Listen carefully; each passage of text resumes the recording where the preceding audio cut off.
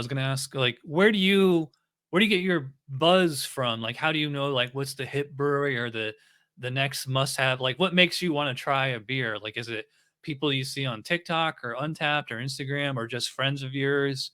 Or I don't know if you lurk the beer advocate forums or something like that. No, you know what? I don't do any of the forums, but a lot of people through what when I post, I get a lot of comments. Like there's a gentleman reached out to me and he said, "Hey, have you been to this brewery in Howell, Michigan?" Howell's like 40 minutes from where I live.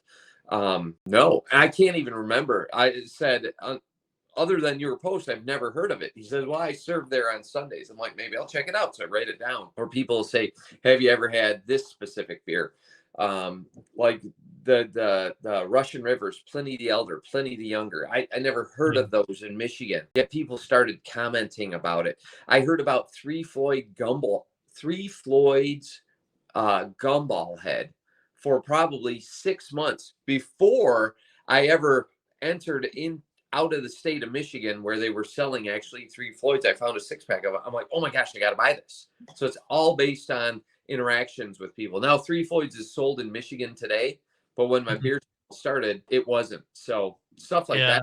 I love hearing when you hear the same names over and over and over again. It's like, I got to get that. Yeah, here, I would recommend this book. It's called the Beer Geek Handbook, and it's basically everything we talked about, and it's all Yeah, these like cool illustrations and stuff. Like if I wrote a book about beer, which I right. sort of did, uh, You did. You sort of did. You co-authored a beer about stouts and porters. I read your bio. Very cool. That's more than I've ever done. That's for sure. well, I didn't really write that much original content for the book because like this was stuff that I had already written, and the publisher came to me and said, "We want to compile these into this book, and we're going to pay you this much." I'm like, "Hell yeah!" And they also sent me like they had connections, so I got a bunch of free beer off that, and like I had to write reviews for the book. And it's funny, if I was going to redo that book now, like I would do it like totally different. It shouldn't just be reviews. I would rather do it as like interviews with the brewers and like kind of like what were they going for, and Right. like have like really brief tasting notes instead of just,